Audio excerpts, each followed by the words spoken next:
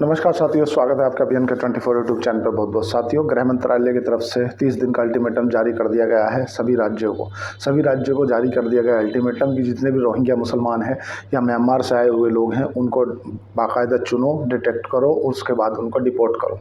Deport कहाँ करना है? जहाँ के हैं वहाँ जाओ। अब बात कर लेते हैं बांग्लादेश की। बांग्लादेश ने कलेश मचा रखा है।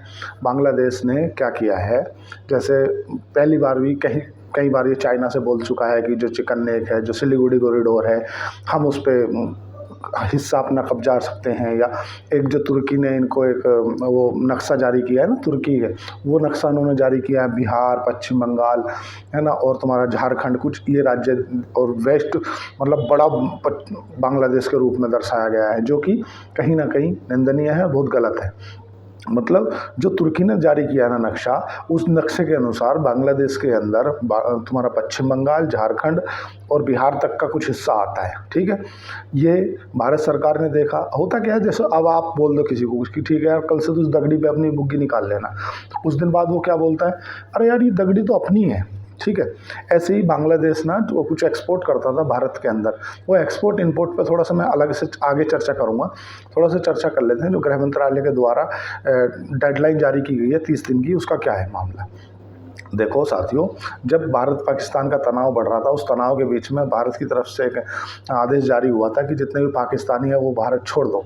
अब कुछ ना कुछ कहीं ना कहीं बांग्लादेश के साथ में भारत के संबंध खराब होते नज़र आ रहे हैं, क्योंकि जो मोहम्मद यूनुस है वो टर्की के करीबी होता जा रहा है। टर्की के करीबी होने से वो ये चाहता है, बांग्लादेश ये चाहता है कि कहीं ना कहीं हम चाइना की सपोर्ट लेकर अगर भारत के साथ में अंदरूनी कुछ करते हैं, तो जितने भी रोहिंग्या मुसलमान हैं ना, ये अगर ऐसा इमेजिन करो, सोचो, अगर ये कह दिया जाए कि कल से बिहार और झारखंड ये पूरा बांग्लादेश हो जाएगा, तो ये जो रोहिंग्या मुसलमान है ना, ये देश की आंतरिक सुरक्षा के लिए खतरा है। ठीक है, और जो रोहिंग्या मुसलमान, एक केस आया था अभी 2015 में, एक श्रीलंका का आदमी था, उसे डिटेक्ट कर लिया गया था और उसके ऊपर केस चल रहा था, 10 साल की सज़ा हुई थी। तो अब उसकी सज़ा पूरी हो रही है। अब उसने बोला कि अब तो मैं भारत में रह सकता हूँ। तो सुप्रीम कोर्ट की तरफ से भी ये कहा गया है कि भाई ये भारत है, यहाँ धर्मशाला नहीं है कुछ। यहाँ पे ऑलरेडी 140 करोड़ पहले से इतने लोग हैं कि यहाँ के जो रिसोर्सेस हैं ना, वे कम पड़ रहे हैं। तो पहली बात तो ये हो गई। दूसरी, जो गृह मंत्रालय ने डेडलाइन जारी की है ना सभी राज्यों को, एक तो हर जिले के अंदर एक डिटेक्टिव सेंटर बनाया जाएगा। मतलब और जिन रोहिंग्या मुसलमानों को चुनेंगे ना, वे कहीं तो रखे जाएंगे जब तक उनके देश में डिपोर्ट नहीं किया जाता। तो उस जो जिले के अंदर सेंटर बनेगा उसमें रखे जाएंगे, पहली बात। दूसरा, एक बाकायदा वेबसाइट बनी है, उस वेबसाइट को सबसे लिंक कर दिया गया है, क्योंकि ऐसा एक मामला सामने आया था कि पाकिस्तानी नागरिक है, उसने फर्जी आधार कार्ड बना दिया और उसने अपनी वोटिंग भी की है अभी, है ना।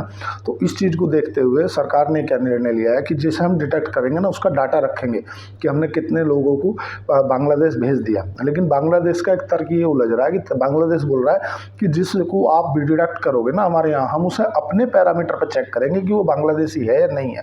वो एक अलग मामला है।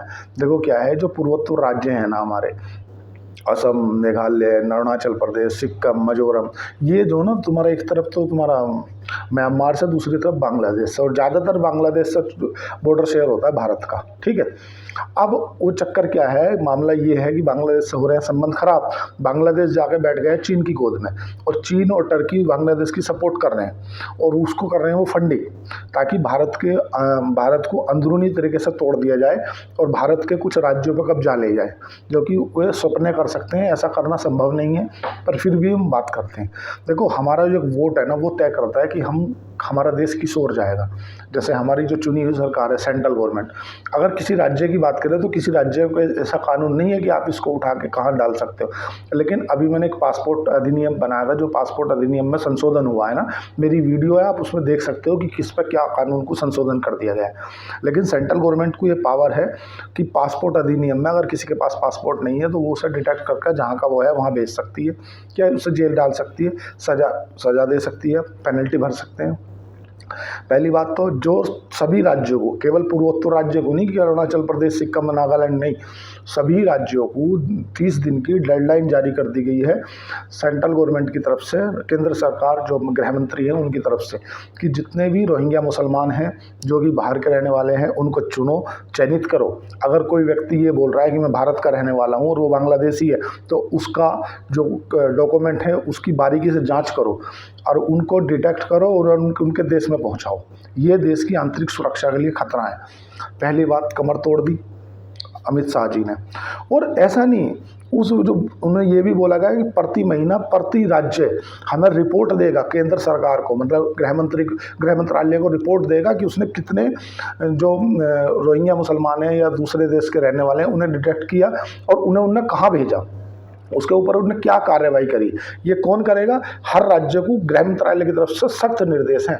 तो इसका मतलब हमारा जो वोट है सही दिशा में जा रहा है। और लगभग 10,000 से ज़्यादा जो बांग्लादेशी थे ना उन्हें भेज दिया गया है। अभी गुजरात से 6500 6500 रोहिंग्या मुसलमानों को बांग्लादेश भेज दिया गया है, क्योंकि देश के अंदर आंतरिक ये कैंसर हैं, ध्यान रखना साथियों, क्योंकि इनका कोई आइडेंटिटी तो है नहीं, ये किसके साथ क्या वारदात कर देंगे कुछ नहीं। ये देश के अंदर कैंसर है, कैंसर का अगर समय रहते इलाज नहीं किया गया ना तो ये बहुत बड़ा रूप ले लेगा और एक दिन कहीं ना कहीं हम सबको इसका हर्जाना भुगतना पड़ेगा, क्योंकि जो रिसोर्सेज होते हैं ना वो सब लिमिटेड होते हैं। अभी ये बात हमने कर ली, डिटेक्टिव सेंटर बना दिया जाएगा हर जिले के अंदर, जितने भी जिले हैं सब में बनेगा। राज्य सरकार को, केंद्र सरकार को, मतलब गृह मंत्री को हर महीने अपना एक डाटा जारी करना पड़ेगा और वो जो डाटा जहाँ पे फीड करेंगे ना वो वेबसाइट सबके साथ लिंक होगी, बीएसएफ के साथ, निर्वाचन आयोग के साथ, इंडियन आर्मी के साथ, जो भी जहाँ से भी, क्योंकि ऐसा तो नहीं कि इस नाम से कोई फर्जी आईडी बना रखी हो, कुछ ऐसा कर रखा हो। तो मतलब केंद्र सरकार अब थोड़ा सा आई एम सुपरमैन तेरा भाई जोगिंदर वाले स्टाइल में आ गई है, बोला आजा अब देख लेते हैं। पहले पाकिस्तान वालों की लात मारा, अब बांग्लादेशियों का नंबर है, ठीक है। अब बात कर लेते हैं थोड़ा सा किसकी, मोहम्मद यूनिस की। मोहम्मद यूनिस क्या चाहता है, मैं थोड़ा सा वीडियो अलग से बना देता हूँ उसकी, ठीक है। तो डेडलाइन जारी हो गई है।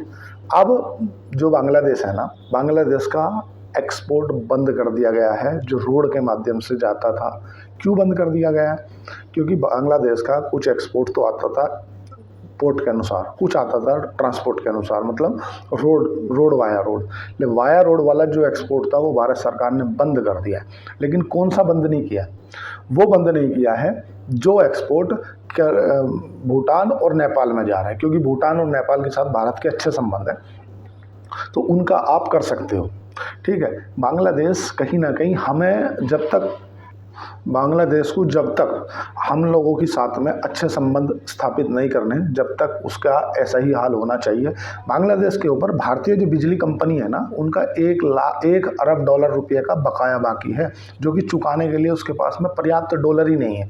पहले ही वो बैंकरप्सी की कगार पर खड़ा है। और जो इम्पोर्ट होगा भी थोड़ा बहुत, मतलब वो हमने अपने जो पोर्ट उसको दिए हैं ना कि चल ठीक है तो यूज कर ले, वो कौन से, कोलकाता और नारवा, इन 2 बंदरगाहों से वो थोड़ा बहुत अपना एक्सपोर्ट कर ले तो कर ले, अन्य दूसरा नहीं।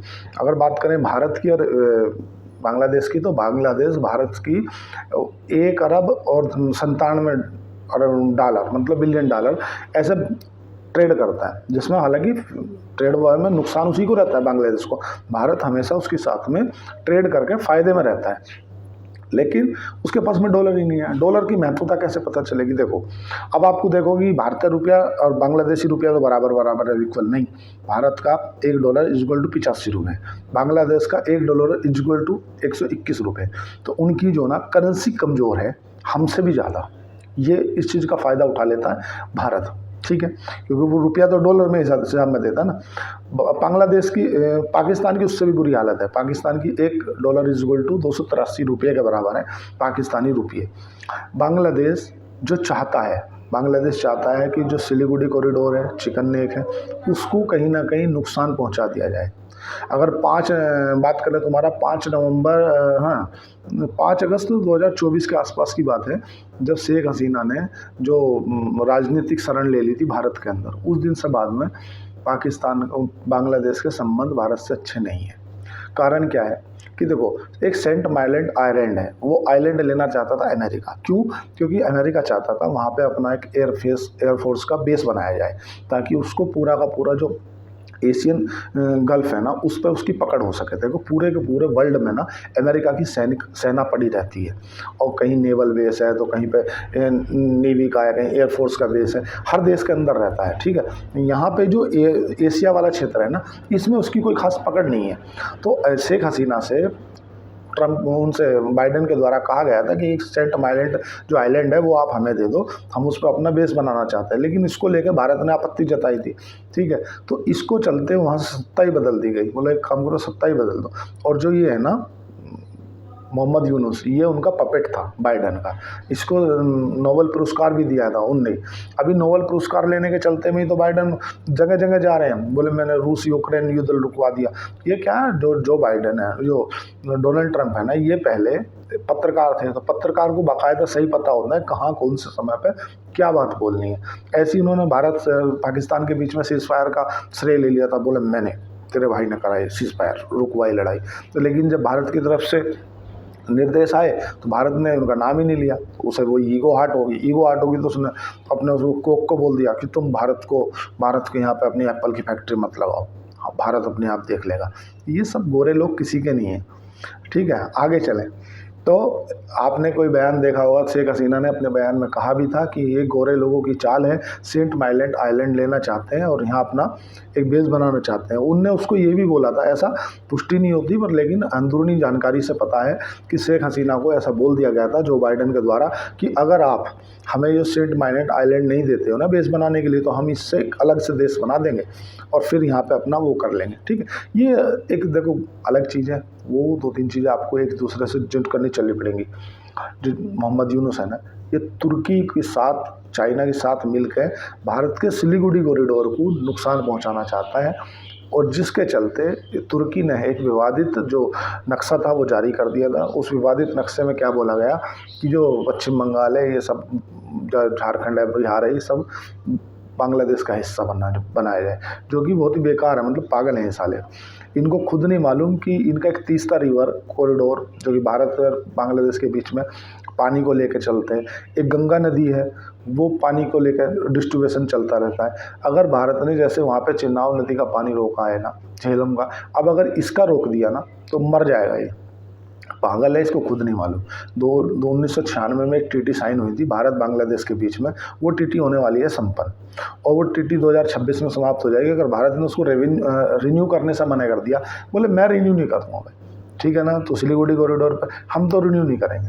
और ये ज़बरदस्ती की बातें हैं, कछु नहीं है, कोई लोड लेने वाली बात नहीं है। ऐसा नहीं है कि बांग्लादेश हमें कुछ कर लेगा, कुछ नहीं कर पाएगा। बांग्लादेश से अगर बात करें हमारे, तो लगभग 97,000 करोड़ रुपए का माल हमें बेचता है। हम बांग्लादेश से 17,000 करोड़ का माल बेचते हैं, हमें एक्सपोर्ट इम्पोर्ट पर कोई फ़र्क पड़ने वाला है नहीं। ज़्यादा नुकसान होगा, थोड़ा बहुत झेल लेंगे, बाकी की इलाज करना ज़रूरी है, क्योंकि ये समय से रहते ठुकाई मांग रहा है। और जब होता क्या है, जो दादा जो होता है ना, हम दादा ही अल्टीमेटली पाकिस्तान से बना है, तो दादा से बच्चा पोता खिलवाड़ करता है, और दादा सोचने लगता है दादा कछु नहीं है, दादा को गाली दे देता है, दादा को मार देता है, तो दादा इग्नोर कर देते हैं, ठीक है पोता है। लेकिन अब जो ज़रूरत से ज़्यादा है तो कान खींच देने चाहिए, मार लगा देनी चाहिए, तो उसकी समझ में आ जाएगा कि बाप के बाप से कैसे बात की जाती है। तो जैसे भी कुछ होगा मैं आपको अपडेट दे दूंगा। लेकिन मोहम्मद यूनुस हो चुका है पागल, वो ये समझ नहीं रहा, अपने लोगों को मरवाना चाहता है। 30 रिवर पानी रोक देंगे, वहाँ के हज़ारों लोगों की जो फसलें हैं वो बर्बाद हो जाएंगी।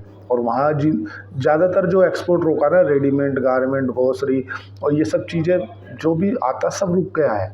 अब थोड़ा बहुत जो बांग्लादेश की और तुम्हारा नेपाल और भूटान में जाता है वो चला है बस, बाकी पूरा का पूरा रोक दिया गया, बर्बाद हो जाएगा। कुछ नहीं है, केवल दूसरी फंडिंग पे बोल रहा है। बांग्लादेश के पास में खुद के लिए कुछ नहीं है, ना खाने को ना गलाने को है। लेकिन ठीक है, जैसा भी कुछ होगा मैं आपको अपडेट दे दूंगा। आज के लिए इतना ही। चैनल को लाइक करें, सब्सक्राइब करें, कमेंट करें। धन्यवाद, थैंक यू।